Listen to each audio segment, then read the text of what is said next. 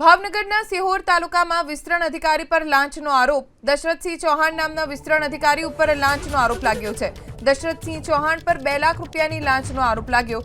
Cluster કોઓર્ડિનેટરની નોકરીમાં ફરી પાછા લેવા માટે લાંચ માંગી હતી। બાકી પગાર આપવા અને પોલીસ ફરિયાદ નહીં કરવા માટે લાંચ માંગી હતી।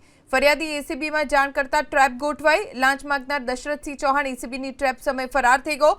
કોન્સ્ટેબલ ઋતુરાજસિંહ પરમાર અને ખાનગી વ્યક્તિ જીગર ઠક્કર ઝડપાયો છે। વિરેન્દ્રસિંહ ગોહિલ નામનો વ્યક્તિ પણ ફરાર છે। 1.5 લાખની લાંચ લેતા 2 લોકોની ધરપકડ કરવામાં આવી। વિસ્તરણ અધિકારીની શોધખોળ ચાલુ છે।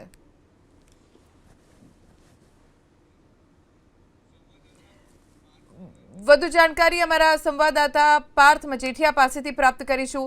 પાર્થ, ફરાર વિસ્તરણ અધિકારીની શોધખોળ માટે પોલીસ શું પગલાં ભરી રહી છે અને આખો મામલો શું છે?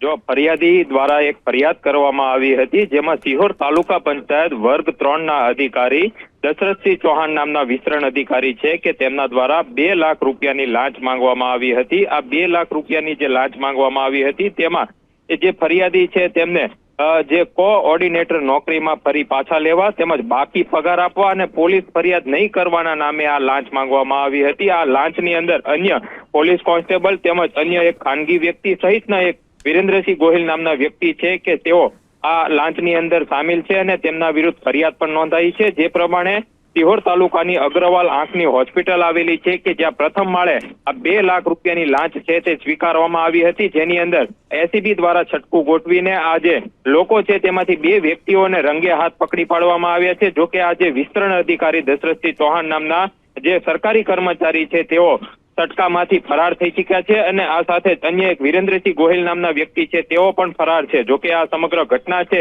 તેમાં જે જાગૃત નાગરિક છે તેમના દ્વારા એસીબીનો સંપર્ક કરવામાં આવ્યો હતો અને ત્યારબાદ આ જે લાંચિયા જે કર્મચારી છે તેમને રંગે હાથ પકડી પાડવામાં આવ્યા છે। હાલ તો તમામના નામ છે તે ખુલી ચૂક્યા છે અને એસીબી દ્વારા પણ આ ગતિની અંદર તપાસ કરવામાં આવી રહી છે કે આ જે ફરાર આરોપી છે તેમજ તેની શોધખોળ સહિતની જે પોલીસને ડિટેલ્સ પણ આપવામાં આવી છે અને આ સમગ્ર ઘટનાને લઈને જે એસીબી દ્વારા છટકું ગોઠવવામાં આવ્યું હતું તે સફળ થયું છે।